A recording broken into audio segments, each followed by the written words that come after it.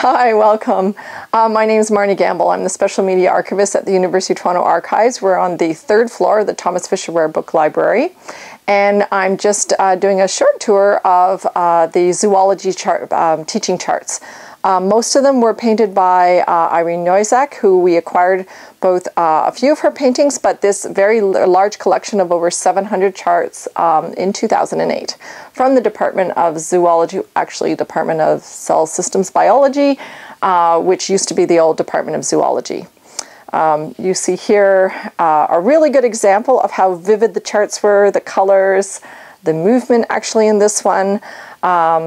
They were used by various professors in the Department of Zoology to illustrate their lectures. I think they were mainly used in a very large lecture room with a pulley system. So these charts were in very large cabinets outside this large lecture hall, one of the main lecture halls in the Ramsay Wright Zoology Building. And I guess the professors must have just selected whichever ones they wanted. They would use this pulley system to pull them up into the middle of the wall and use pointers to do their lecture. So Irene Nosyk was an employee of the U of T. She was the in-house artist. So she painted charts like this. Some of them are original charts. Some of them would be copies of charts that would have deteriorated. She also did illustrations for professors, journal articles. We do have a photograph of her literally looking into a microscopic view of something with a large canvas beside her. So she literally went from microscopic view to large canvas. So she was one of the many craftspersons that were actually in the Department of Zoology. I mean, some of these charts date from 51, so we know she was painting as early as 51.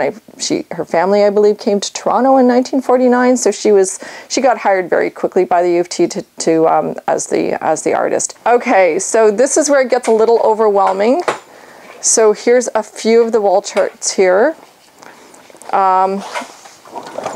They were hanging on the first floor of the zoology lab, and there was actually a lecture hall that had a whole pulley system, and these were in like these large metal cabinets just outside that lecture hall. But it's pretty much the same subject matter in the other two charts, but this one just has so much color. They would have had these charts that they would have purchased, and they wore out. So she would have repainted those exact same charts, and then it would be marked on the bottom like Irene Nosyk. I'm sure I'll be able to find one in the other set. This is just a small set. But some of these are my favorite, actually, these black ones like this. Isn't that gorgeous? We have photographs. Toronto Life did a whole article on her. I don't know if you've seen it. And they have actually her standing at the microscope, looking down into the microscope with the big canvas. So she literally went from microscopic views to these blown up views. When I give tours, I always tell students, because students have no idea, right? I just always tell them, oh, this is PowerPoint. This is early PowerPoint, guys. So, but you can see how beautiful, I mean, very, very high quality paints. It's just, honestly, I think we could actually photograph this dragonfly and sell it as a, oh, here's one. Okay, so here.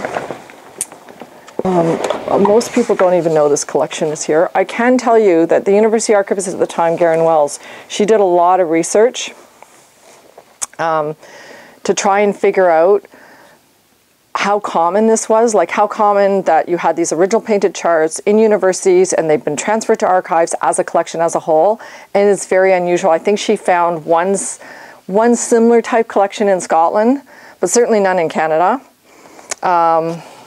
Not hand-painted, so a lot of people have printed charts, but not these hand-painted kind.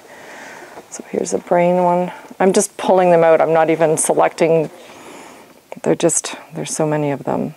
But U of T has something called Art as Applied to Medicine, and I believe that program still exists in some way. Now, probably it's all graphic on computers. That's my guess. We do have a few examples of anatomical drawings from those students in our collection from I would say from the 50s to about the 70s, but not, I mean, certainly not to this extent. I would think nowadays everything must be computers, right? Everything must be graphic animation, and certainly, you know, these were teaching charts, so they served a specific purpose to illustrate something to a very large lecture hall. So, I mean, the equivalent really is a PowerPoint slide now. That's really what the equivalent is today. And this is the overflow of the chart, so we couldn't fit them all on the 3rd floor.